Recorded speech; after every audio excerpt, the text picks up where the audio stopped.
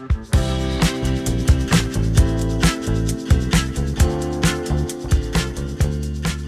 friends, and welcome to Booked Up. I'm your host Michaela, and this week we have a packed episode. The agenda for this week is I'm going to start by giving updates just kind of on life, how I'm feeling. It's always good to check in, and I really enjoyed it during last week's episode to just kind of ramble and rant about what's all going on in my life.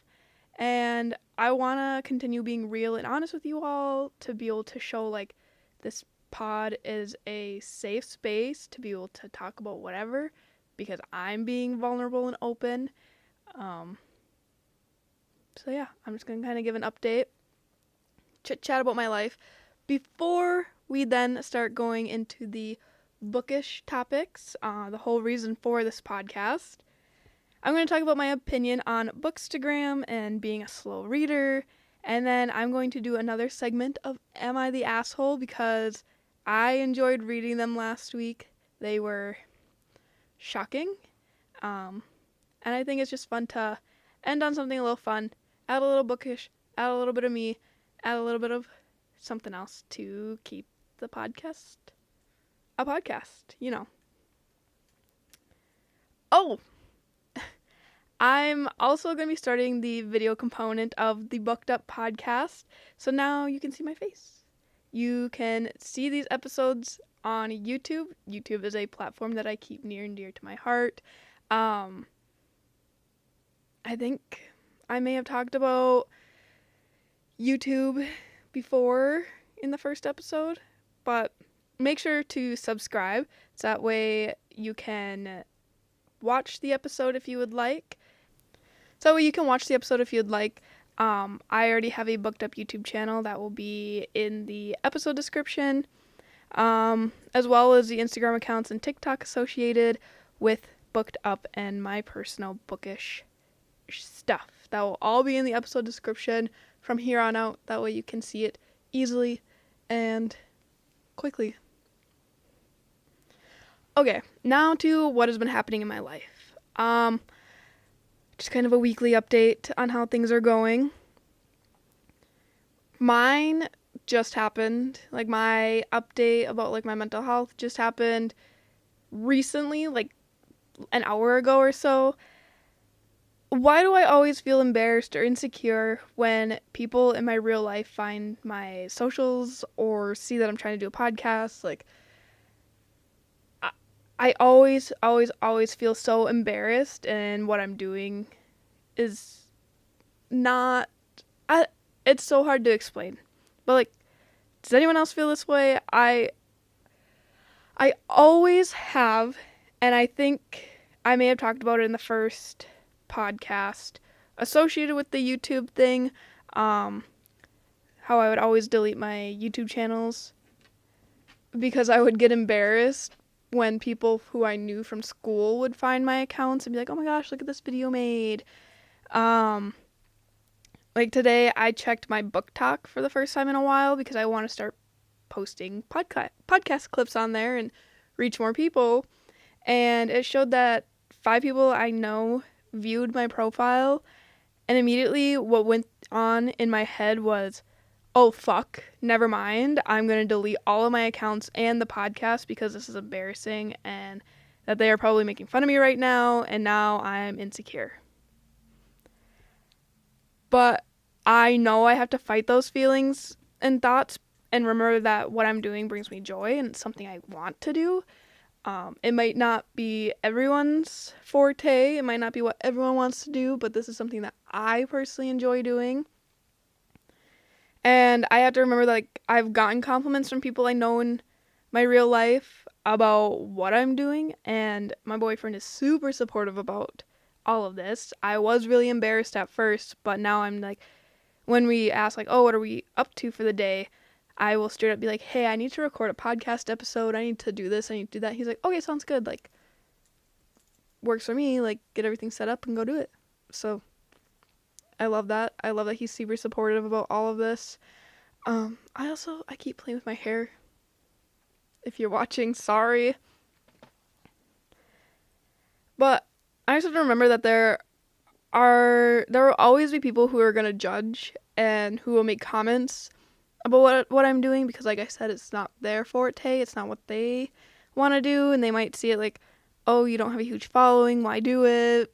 But I'm doing it because I enjoy it, and it's a way for me to create and like get things off my chest and have fun. I'm having fun with this, and it's bringing joy back into my heart now, especially adding this video component, because I love making videos, and I love making videos with a purpose, and I feel like that purpose of this podcast and these videos are just to make friends and to talk about my view on books and bookish things. And I think I said it in the last episode, it's like my online diary, or maybe I said it in the first episode or second. I don't know. This is already the 4th episode, which is crazy to me. I've been doing this for, now it will be 5 weeks, because I had the trailer episode 1, 2, 3, and now this is episode 4, the 5th one that I'm making.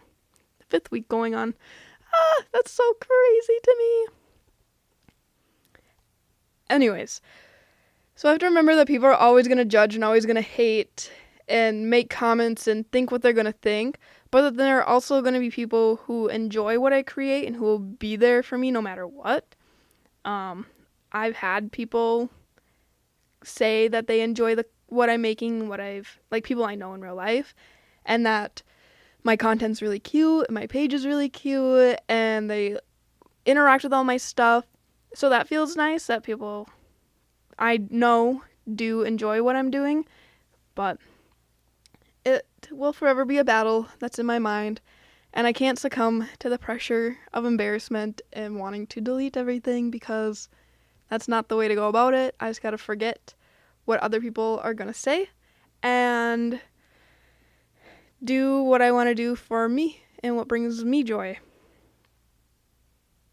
So, on top of battling the insecurity of doing what I enjoy doing, I'm also in the works of creating my marketing side biz. It's called Mason Jar Productions, and it slid to the side of being photography at one point and like a photography business. So I photographed 2 weddings, a couple family pictures for friends, obviously. I did a little bit of that, but it wasn't what I necessarily wanted to do primarily with that. I marketed it like, hey, like doing pictures is the easiest thing to do, and like, I don't know, just everyone assumed it was a photography business. But what I wanted to do,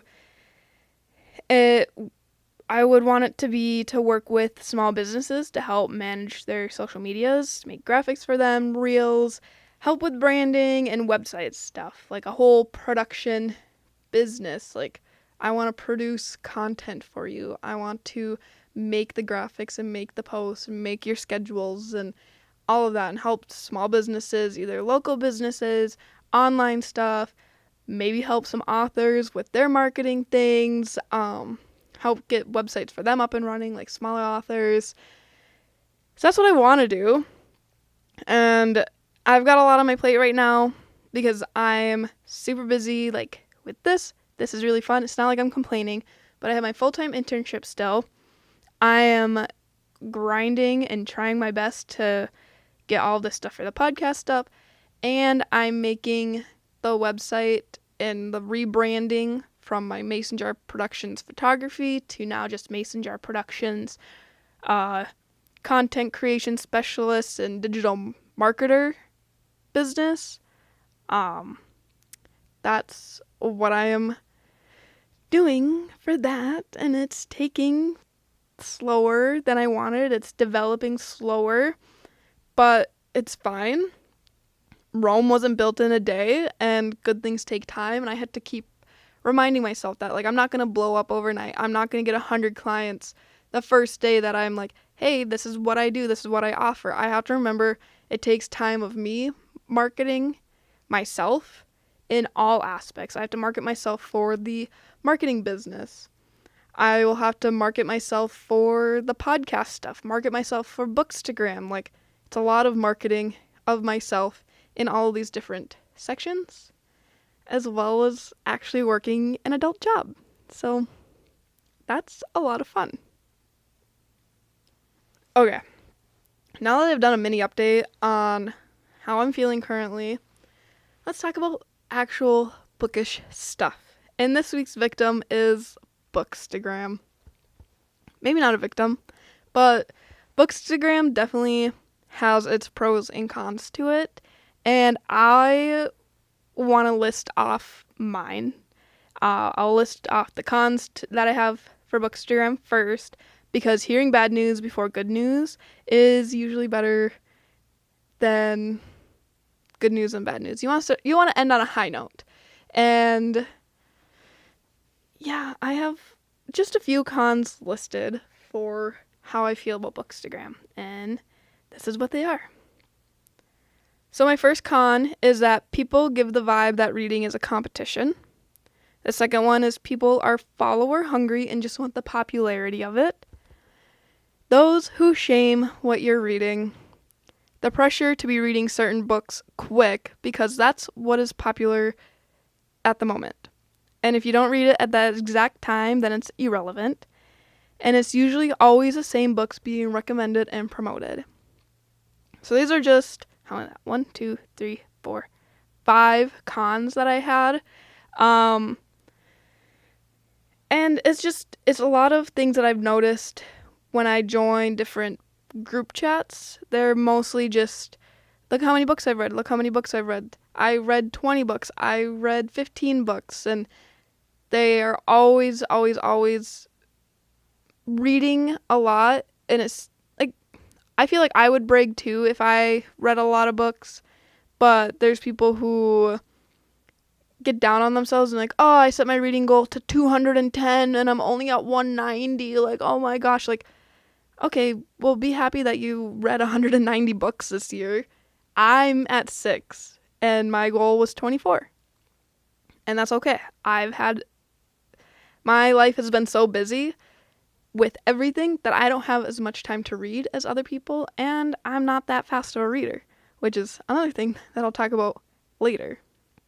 And then there's people who are follower hungry and they're always like, follow me so I can do a giveaway, follow me so I can hit 1,000, follow me, I follow you, you follow me. I hate when people don't follow me back. Like, who cares? Who cares how many followers you have? We're all doing this for fun.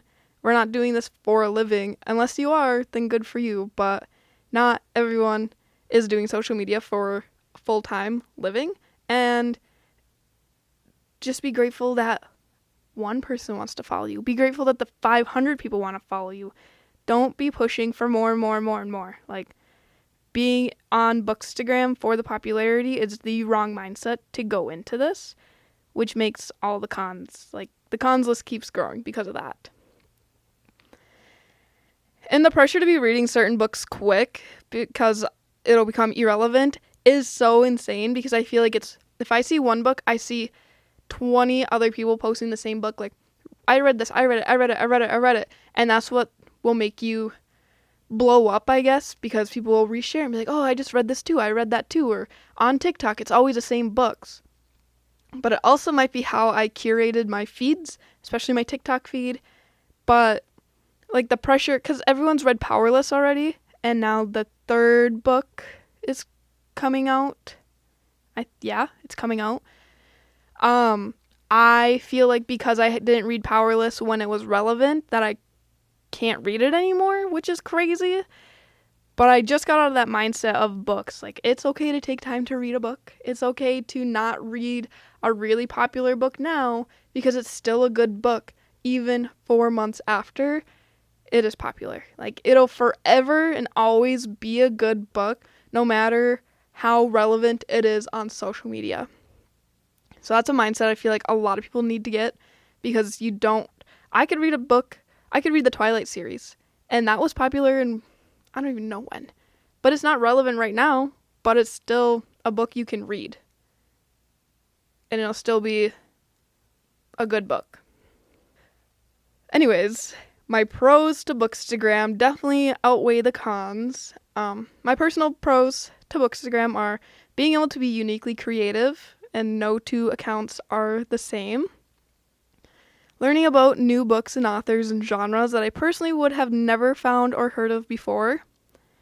Being reassured that being a slow reader is okay, and I shouldn't be ashamed by it, because literally reading is reading, and some people have busier lives than others and don't have as much time to sit down and read. That Bookstagram and Book Talk isn't only posting book reviews, it's a place to be yourself and post anything and everything bookish related and cozy. And the book besties that I have made make this pros list so much better than the cons. I have personally made lifelong best friends because of Bookstagram.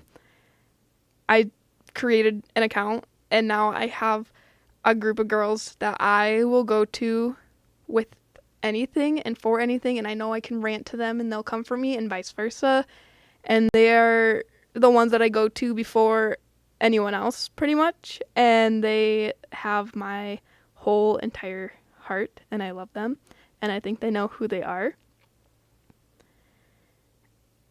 And yeah, I think that's definitely the biggest pro to Bookstagram, is just being able to have made such good friendships, and we all support each other no matter what we're doing. Like, one of my friends published a book that I won't stop talking about. I will forever show her love and promote her book, Sign Here by A.E. Boss. Go check it out. It's on Kindle Unlimited, or go to her Instagram and click the link in her bio and order a book, or even order the book on Amazon. Go check it out. It's such a good book. I'm still reading it because I am a slow reader. I have such a busy life, and I read slower than other people, and that's okay. And there's sometimes that I can sit down with a book and read it an entire day. But now I have a house, I have 2 dogs, I have a full-time internship, I have a podcast to write and plan and record and market for. I have Bookstagram to take pictures for, but that one's no brainer. That one's pretty easy to take some pictures for and edit and post. I have a racing page to market for. I have another business that I'm trying to do their socials for. And then just trying to fit in time with my boyfriend, time in to see family, and watch the shows that I want to shows that I want to watch, and then read the book that I want to read. So I don't have all of the time in the world. I wish I did. Who knows, maybe soon things will change and I will have more time. But right now, I only have maybe an hour or so a day to read a book, and that's okay. I'm still getting through. I'm still enjoying the books I'm reading, and reading slow is fine. Reading is reading. If it's one book you read a month, or if it's one book you read a day, like, no matter what, you are reading words that are on a paper for 300, 400, 500 pages. Reading's reading. And I have to always remind myself of that, because I see so many people posting about reading 10, 15, 20, 25 books a month. And I get a little jealous. And I wish I had that much time. And I wish I was that fast of a reader. But I'm not. And yeah. Be nice to slow readers. We are here, and we're doing our best, okay?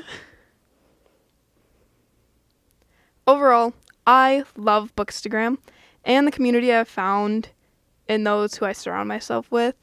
And I love having a place to be creative and free, and with everything good, always comes a bad side.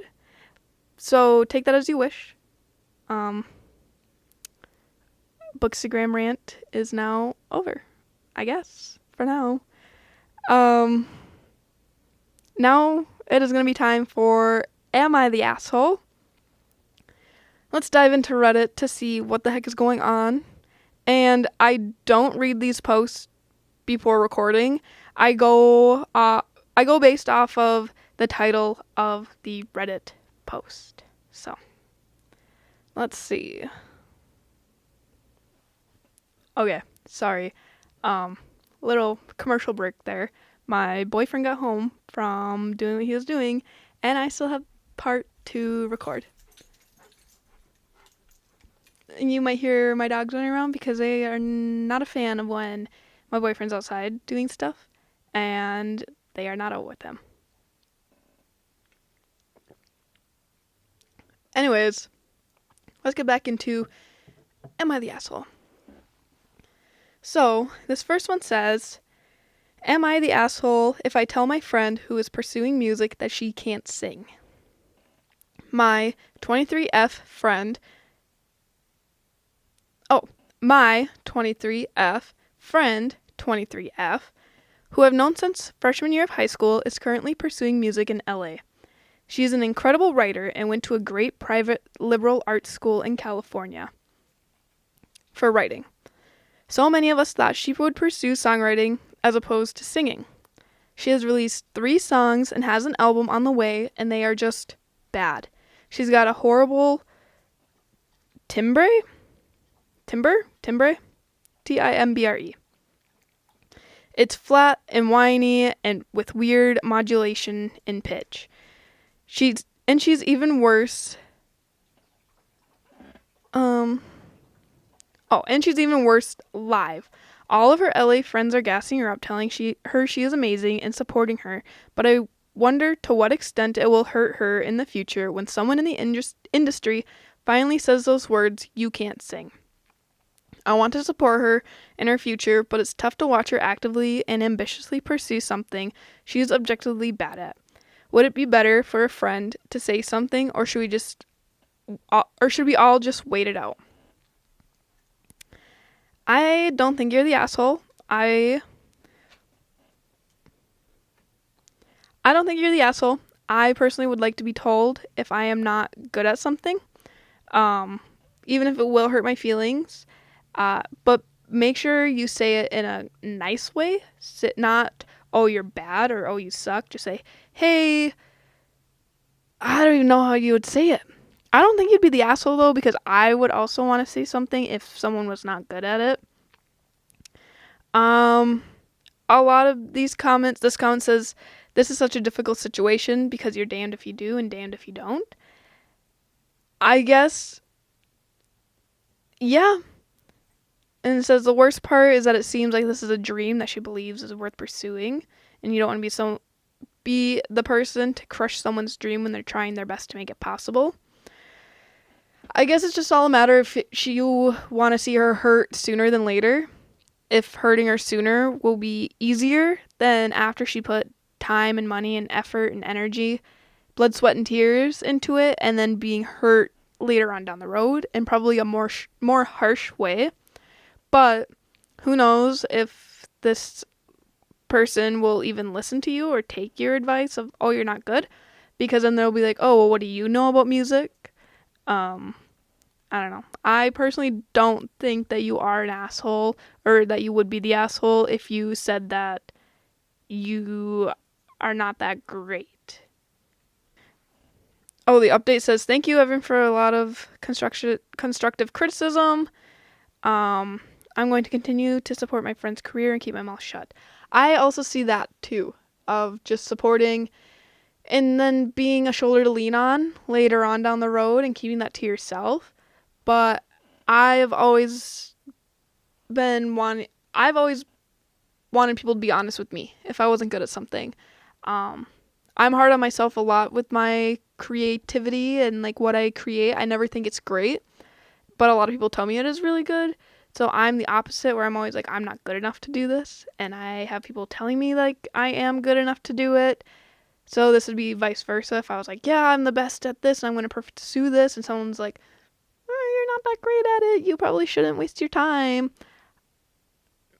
It's a tough one. I wouldn't see you as an asshole if you did, but I understand if you want to keep the friendship. Not saying anything and just being there for support if and when things were to come crashing down. So that is the first one. Now the second one, this one's long. Am I the asshole for not paying 100% of the rent in our apartment? My boyfriend, 24M, and I, 26F, are planning to move in together sometime soon. We've been together for 2 years, and it's been a topic of conversation many times, but always ends with no solution. Today, we got into it badly after I brought up a possible solution. For context, he isn't working right now. He's been looking for a job for about a month now. Even when he was working and before I made my promotion, I was still making more than he was by like $1 or $2. But now, in this new position I'm in, I make 2 times what I was making before, so I can afford a lot more than I used to. So, for example, he was making around $40,000 a year, and now I make double that. With that being said, we both agreed to live in a 2-bedroom apartment, but I said that I didn't want to pay more than $1,800. We live in Florida. When he did have a job, I said that we could go either 70-30 or 80-20, whichever one would be easier for him. I didn't mind paying more in rent because I can afford it compared to him. But he's been feeling sad and not in the greatest mood because of his current financial situation, so I offered to get a 1-bedroom and he could live rent-free so he could pay his debts. He'd be hoping to have a job by the time we move. He didn't like this idea because he doesn't want to live in a 1-bedroom because there isn't enough space, hence why we agreed on a 2-bedroom. I do not want to pay for a 2-bedroom for him to stay rent-free because it would be more money in rent compared to the 1-bedroom. He said it is selfish and disgusting that I can pay at least $2,000 in rent, that I would make him pay rent in the one. He said it is selfish and disgusting that I can pay at least $2,000 in rent, that I would make him pay rent in the 1-bedroom after he clears his debt. I'm trying my best to be helpful by offering him to live rent-free, but I'm afraid of being taken advantage of, and I have expressed that to him as well. I have thought about getting the 2-bedroom and he could live rent-free for a few months, which we would agree upon, until his debts were clear and he could pay what he could afford. I don't think you're the asshole. I don't think you're the asshole because you offered to pay for a 1-bedroom for you guys to stay in, and he can't be picky if he's not going to pay for it. You offered to have him pay less, and obviously if you're going to be in a 2-bedroom, he would have to, I feel like he would have to, you're not the asshole. People are saying that you are the asshole, but I don't think you are. Yeah, okay, so yeah, people are saying not the asshole, not the asshole. You are not the asshole in this situation. You gave him multiple options of living with you, of paying more, you paying more and he paying less. Kind of going to be a similar situation here, is my boyfriend's going to pay more, because it is his house, and I will be paying what I can afford to help out, and we're fine with that. But yeah, you even offered to pay for a 1-bed so he could live rent-free while he pays his debts, but he didn't like that because 1-bedroom isn't enough space. I feel like that's such a childish move. Yeah, I don't get why he's complaining. He would be living rent-free. He wouldn't have to pay anything. That's crazy to me. Oh, there's an update. It says, I have made the decision to move on my own. Simple as that. I just wanted to be as helpful as I could be as a girlfriend, and I appreciate everyone for responding in helping, giving me a different perspective. Yeah, that's just insane to me that you would be a sugar mama, pretty much. You would be paying for every single thing for him to get his way, which is crazy, insane. No. He can take the sacrifices of living in a smaller place or like downsizing, whatever, because it's not his money. You can pay for what you want because it's your money. It would be in your name. It'd be coming out of your paycheck. You are the one working for it, and he's the one sitting around trying to find a job, it sounded like, and not paying for anything. So, not the asshole. I'm glad you moved out on your own. And don't maybe look into the relationship a little bit more. Try and push him a little bit more to to get a job, get a new job. Yeah, all these comments are, do not move in with this man. If you want to keep the relationship, fine. But don't chain yourself to a lease with someone who cannot support themselves. Yeah, I agree. Do not do that. To make sure that they have a job.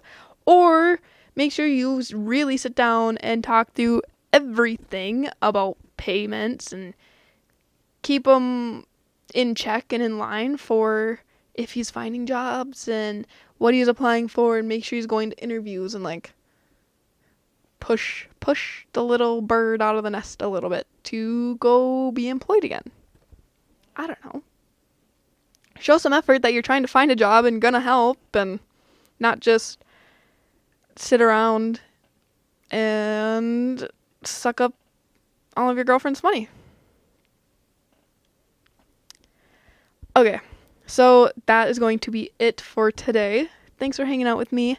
And if you want to stay up to date on what the heck is happening in life, in podcast life, in bookish life, head over to Instagram and follow both the podcast Instagram and my personal Booksta at bookedup.pod for the podcast and at the MickBook, MIKK for the MickBook.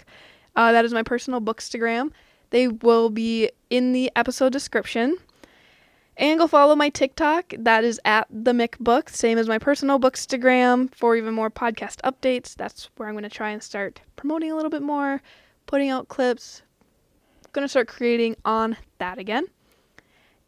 And subscribe to the YouTube to see my face while I talk about bookish things and about life and everything that I talk about.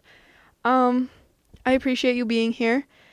Thank you for listening. Make sure to follow the pod wherever you listen or now watch. And I will see you all next Tuesday. Bye.